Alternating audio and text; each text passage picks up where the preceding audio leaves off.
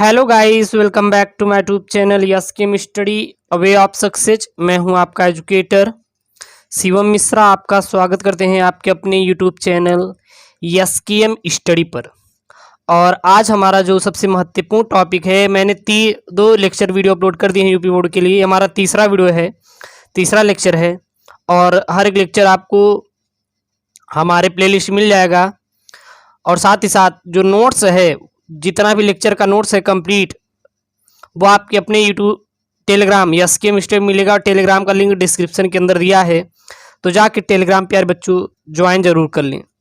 तो आज हमारा जो टॉपिक है वो है रासायनिक समीकरण संतुलित कैसे करें। सबसे सिंपल तरीके से और ट्रिक के साथ समझेंगे, without paper and pen approach, without paper and pen approach समझेंगे, ठीक है ना। इसको समझने से पहले आपको कुछ पुरानी बातें याद दिला देते हैं। जैसे कि ये बताइए, जैसे कि एक रोटी का टुकड़ा है, क्या है, एक रोटी है, एक रोटी का टुकड़ा है, और अगर इसे दो लोगों में बांटना है, इसे दो लोगों में क्या करना है, बांटना है, तो आधा टुकड़ा इसे दिया जाएगा और आधा टुकड़ा इसे दिया जाएगा। दिया जाएगा नहीं, यानी कि आधा आधा दोनों पाएंगे। अगर इसका कितना है, यह 1 किलो है, तो यह कितना पाएगा, 500 ग्राम इसको दिया जाएगा और 500 ग्राम इसको दिया जाएगा। बात समझिएगा, ठीक है ना।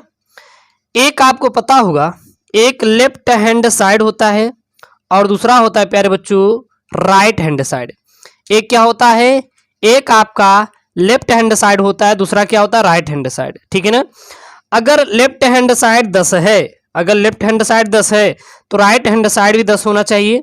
अगर लेफ्ट हैंड साइड 5 है तो राइट हैंड साइड भी 5 होनी चाहिए। अगर यहाँ पे हाइड्रोजन के 2 परमाणु है तो यहाँ पर भी हाइड्रोजन के 2 परमाणु होने चाहिए। यदि यहाँ पे जल के 3 अणु है तो यहाँ पर भी जल के 3 अणु होने चाहिए। तो जितना लेफ्ट हैंड साइड होना चाहिए उतना ही तो राइट हैंड साइड होना चाहिए, होना चाहिए नहीं। तो ये अगर कॉन्सेप्ट आपको समझ में आ जाएगा तो रासायनिक समीकरण को तुरंत आप लोग बिना पेपर एंड पेन अप्रोच के आप संतुलित कर लेंगे, ये गारंटी देते हैं। तो आपको ये दो चीज मालूम होनी चाहिए, left hand side, right hand side. अगर लेफ्ट हैंड साइड की ओर H2O 3 है तो राइट हैंड साइड की H2O 3 होनी चाहिए। बीच में तो कॉमन चीज होती है, वो इक्वल टू है, ये बनेगा तब इसको ही प्राप्त होगा। लेफ्ट हैंड साइड को हमेशा हम यहाँ पे क्या मानेंगे, अभिकारक मानेंगे। क्या बोलेंगे, अभिकारक। अभिकारक को ही क्या बोला जाता है, क्रियाकारक भी कहा जाता है। अभिकारक को ही क्या कहा जाता है, क्रियाकारक। और जब अभिकारक रासायनिक संयोग करके नया पदार्थ का निर्माण करते हैं तो राइट हैंड साइड मिलता है और हमारा क्या होता है, उत्पाद बनाता है। वो क्या बनाता है, आपका उत्पाद बनाता है। तो ये चीज बात क्लियर हुई। यानी कि आप कह सकते हैं जितना अभिकारक होना चाहिए उतना ही उत्पाद होना चाहिए, क्योंकि अभिकारक से ही तो उत्पाद मिलेगा। अगर ये 10 किलोग्राम अभिकारक है तो उत्पाद भी कितना होना चाहिए, 10 किलोग्राम ही होना चाहिए। यानी कि जल के 3 यहाँ पे अणु है तो यहाँ पर भी जल के 3 अणु होने चाहिए। हाइड्रोजन के 2 है तो यहाँ पर भी हाइड्रोजन के 2 ही होनी चाहिए। यानी कि लेफ्ट हैंड साइड जो है वो राइट हैंड साइड के क्या होना चाहिए, इक्वल टू होना चाहिए। अगर ये आपको कॉन्सेप्ट समझ में आ गया तो रासायनिक समीकरण संतुलित आप कर लेंगे बिना किसी भी प्रॉब्लम के। तो ये समझ आ गया। तो चलिए हम लोग चलते हैं अपना रासायनिक समीकरण को संतुलित करते हैं। आखिरकार रासायनिक समीकरण संतुलित कैसे करते हैं, क्लास 10 एनसीईआरटी यूपी बोर्ड वालों के लिए बोर्ड एग्जाम में हर साल आता है, ठीक है ना। तो चलिए देखते हैं वीडियो को आगे। चलिए यहाँ पे क्या दिया है प्यारे बच्चों, यहाँ पे एक आपके सामने दिया है रासायनिक समीकरण और इसको क्या करना है, संतुलित करना है। तो सबसे पहले मैंने एक चीज आपको बताया, ये क्या है, ये है मानिए लेफ्ट हैंड साइड। दिमाग में याद रखिए, ये लेफ्ट हैंड साइड है और ये क्या है, ये है राइट हैंड साइड। तो जितना लेफ्ट हैंड साइड होना चाहिए उतना ही क्या होना चाहिए, राइट हैंड साइड होना चाहिए। तो चलिए देख लेते हैं। देखिए यहाँ पे कितने हैं, यहाँ पे अगर देखेंगे ग्रुप की बात करेंगे तो ये अकेला है किधर बैठा है, अकेला है किधर बैठा है, और ये दोनों मिलकर एक ग्रुप का निर्माण कर रहे हैं। तो ये अकेला है तो इसलिए यहाँ पे कार्बन कितने हैं, यहाँ पे कार्बन 1 है। ऑक्सीजन कितना है, तो ऑक्सीजन 2 है।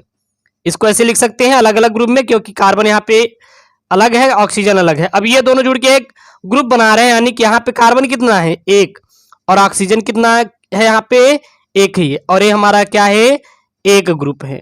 यहाँ पे दोनों अलग अलग है लेकिन यहाँ पे दोनों क्या है एक है। अब यहाँ पे देखिए इधर कार्बन कितना है, इधर कार्बन कितना है, इधर कार्बन एक है और इधर भी कार्बन कितना है एक है।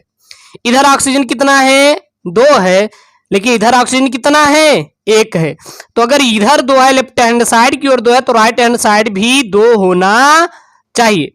एक बात और याद रखना, अगर इसमें किसी चीज का गुणा करेंगे तो या तो इसमें करेंगे या तो इसमें करेंगे, अगर अलग अलग करेंगे क्योंकि ये दोनों अलग अलग ग्रुप हैं। अगर इसमें गुणा किसी यहाँ पे करेंगे तो ये दोनों में हो जाएगा ऑटोमेटिक, क्योंकि ये पूरा एक ही है। तो अगर यहाँ पे दो का हम गुणा करेंगे तो ऑक्सीजन इसके बराबर हो, यहाँ पे दो था इसलिए मैंने इसमें दो से गुणा करेंगे तो ऑक्सीजन कितना हो जाएगा दो हो जाएगा, तो कार्बन भी कितना हो जाएगा दो हो जाएगा। अब यहाँ पे कार्बन कितना हो गया दो हो गया, ऑक्सीजन कितना हो गया दो। अब ये ऑक्सीजन इसके क्या हो गया बराबर हो गया, लेकिन यहाँ पे कार्बन एक है और यहाँ पे कितना है दो है, तो इस कार्बन में भी अगर दो से गुणा कर दे तो ये भी कार्बन कितना हो जाएगा दो मिल जाएगा। तो अब जो जिसमें आप गुणा किए बस वही लिख दीजिए। तो मैंने यहाँ पे इस पूरे में कितने का गुणा किए हैं दो का दो लिख दीजिए, और इसमें क्या ऑक्सीजन में गुणा किए नहीं कार्बन में किए हाँ बस, और ये क्या हो गया आपका इक्वेशन संतुलित हो गया, और ये क्या हो गया इक्वेशन संतुलित हो गया। नहीं समझ आया नहीं समझ आया। देखिए ये हमारा कार्बन था इसलिए मैंने कार्बन लिखा, कार्बन कितना है एक है तो एक लिख लिया इसके सामने। फिर ये अलग ग्रुप है क्योंकि दो है तो दो ठो अलग अलग बनाएंगे। ऑक्सीजन कितना था यहाँ पे दो था इसलिए दो ऑक्सीजन का सामने दो लिख लिया। और इधर देखेंगे तो ये कार्ब CO दोनों एक ही है तो इसको एक एक ग्रुप में लिखा, कार्बन एक था तो एक, ऑक्सीजन एक था तो एक। अब देखेंगे दोनों बराबर है कि नहीं, तो यहाँ पे अगर देखें तो इधर कार्बन एक था इधर भी कार्बन एक था, चलो कोई बात नहीं ठीक है। इधर ऑक्सीजन दो था लेकिन इधर ऑक्सीजन एक ही था, तो इसको दो बराबर करना था इसलिए इसमें दो से गुणा करेंगे तो ये दोनों में हो जाए क्योंकि ये पूरा एक ही ग्रुप है। तो कार्बन दो हो गया, दो एक का दो और दो एक का दो, ऑक्सीजन में दो गया। लेकिन अब यहाँ पे कार्बन कितना हो गया दो हो गया, ऑक्सीजन तो चलिए बराबर हो गए लेकिन कार्बन दो हो गया। तो अब इसको दोनों बराबर करने के लिए यहाँ पे एक था तो इसमें भी दो से मैंने गुणा कर दिया, तो अब कितना हो गया दो, अब बराबर हो गए। अब जिसमें जो जो गुणा किए उसके सामने लिख दो, तो ऑक्सीजन में गुणा किए हैं नहीं लेकिन कार्बन दो का गए हैं, दो के सामने कार्बन के सामने दो लिख दिए। और यहाँ पे देखेंगे सीओ में देखेंगे तो हम पूरे में कितने गुणा किए हैं दो का, तो यहाँ पे हमने दो लिख दिया, ठीक है ना। चलिए दूसरा एग्जांपल देखेंगे तो आपको अच्छे समझ आ जाएगा, यानी कि अब हमारा रासायनिक समीकरण क्या हो गया आपका संतुलित हो गया। चलिए दूसरा देखते हैं। अब यहाँ पे देखिए जैसे मैंने बताया पहले ग्रुप बनाइए, यहाँ पे हाइड्रोजन ऑक्सीजन अलग है तो हाइड्रोजन बना लिए ऑक्सीजन बना लिए। हाइड्रोजन कितना है दो, दो लिख दिए। ऑक्सीजन कितना है दो तो दो लिख दिए। ये अलग है क्योंकि अलग अलग ग्रुप है। क्लियर। ये हाइड्रोजन ऑक्सीजन दो एक साथ है यानी कि ये एक ही ग्रुप, ये अलग अलग नहीं हुई, ये दोनों का घर एक ही है, ये दोनों घर मिलके एक नया घर बनाया है ना। तो यहाँ पे हाइड्रोजन कितना है दो है तो दो लिख दिए, ऑक्सीजन कितना है यहाँ पे अकेला एक है तो एक लिख दिए, और ये हमारा क्या हो गया एक ग्रुप हो गया। ये अलग अलग है लेकिन इधर हमारा क्या एक है। अब दोनों का मिलान कीजिए। अब यहाँ पे हमारा क्या है प्यारे बच्चों, हाइड्रोजन कितना है दो है, यहाँ पर भी हाइड्रोजन दो है, चलिए कोई बात नहीं ठीक है बराबर है। यहाँ पे ऑक्सीजन कितना है दो है लेकिन यहाँ पे ऑक्सीजन कितना है एक ही है, तो दो करने के लिए हम लोग क्या करेंगे दो का इसमें पूरे में गुणा करेंगे। अगर इसमें गुणा करेंगे तो ये पूरा एक ही है तो सब में गुणा होगा, तो दो का पहले इसमें होगा तो दो दूनी क्या हो जाएगा हाइड्रोजन चार हो जाएगा। अब यहाँ पे हाइड्रोजन चार हो गया और यहाँ पे जब दो एक का दो, अब ऑक्सीजन कितना हो गया दो हो गया। अब ऑक्सीजन तो बराबर हो गया लेकिन अब यहाँ पे हाइड्रोजन दो गुना हो गया, तो अब यहाँ पे दो ही है लेकिन यहाँ पे चार हो गया, तो इसमें भी दो से क्या करेंगे गुणा हो जाएंगे, दो दूनी चार। अब देखेंगे यहाँ पे हाइड्रोजन चार, यहाँ पर हाइड्रोजन चार, यहाँ पे ऑक्सीजन दो और यहाँ पे ऑक्सीजन दो। अब आपको इसको कुछ नहीं करना है, अब जिसमें जो गुणा किया बस वही लिख दीजिए। यहाँ पे मैंने इसमें किसमें गुणा किया, बस इसमें मैंने इसको बराबर करने के लिए दो का गुणा किए हैं तो यही दो उठा के यहाँ पे आप लिख दीजिए। ऑक्सीजन में किसी का गुणा किया क्या नहीं, और इसमें पूरे में कितने गुणा किए दो का, तो इसको दो लिख दीजिए। और ये हमारा क्या हो गया आपका जो रासायनिक समीकरण है ये हमारा प्यारे बच्चों बैलेंस हो गया, संतुलित हो गया, ठीक है ना। चलिए जब अगला एग्जांपल लेंगे तो आपको और अच्छे से समझ में आ जाएगा। अब यहाँ पे अगला एग्जांपल लिए हैं, पहले छोटे छोटे एग्जाम्पल लेंगे, फिर बाकी हम प्रैक्टिस आपको ढेर सारे वीडियो में करा देंगे। पहले उसको आप करने का एक तरीका तो मालूम कर लीजिए, फिर मैं आपको ढेर सारे जब वीडियो दूंगा ना तो संतुलित करने का बिल्कुल टेंशन आपका खत्म हो जाएगा। जो दिमाग में आप टेंशन लेके बैठे हैं ना एक घुसा के कि सर नहीं आता नहीं आता, वो आपका दिमाग में का जो टेंशन है वो निकल जाएगा, बिल्कुल निकल जाएगा, ठीक है ना। अब यहाँ पे देखिए क्या है, नाइट्रोजन ऑक्सीजन N2O2 और यहाँ पे क्या बना NO। ये पूरा हमारा एक ग्रुप है लेकिन हमारे दो अलग अलग ग्रुप हैं। तो हमारा यहाँ पे नाइट्रोजन ऑक्सीजन, तो यहाँ पे नाइट्रोजन कितना है 2 है और यहाँ पे ऑक्सीजन कितना है 2 है। ये अलग अलग है तो मैंने क्या किया अलग अलग यहाँ पे बना लिया। यहाँ पे दोनों एक है साथ, तो नाइट्रोजन कितना 1 है, ऑक्सीजन कितना है 1 है और ये दोनों को एक ही ग्रुप में बना लिया। अब यहाँ पे देखिए, अब यहाँ पे नाइट्रोजन कितने हैं प्यारे बच्चों, यहाँ पे 2 हैं लेकिन यहाँ पे क्या है 1 है।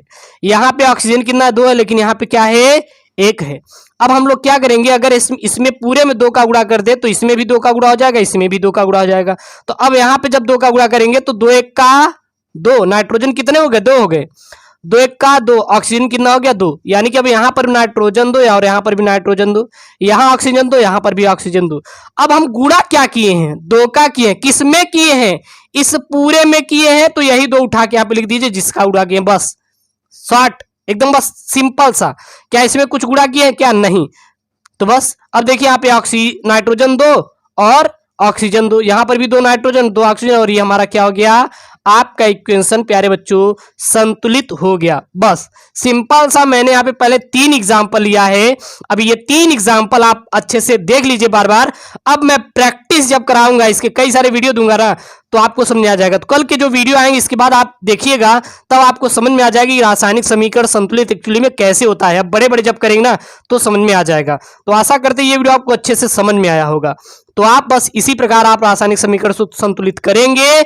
ऐसी वीडियो चाहे तो चैनल को जरूर सब्सक्राइब करें। ओके दोस्तों, थैंक यू, जय हिंद।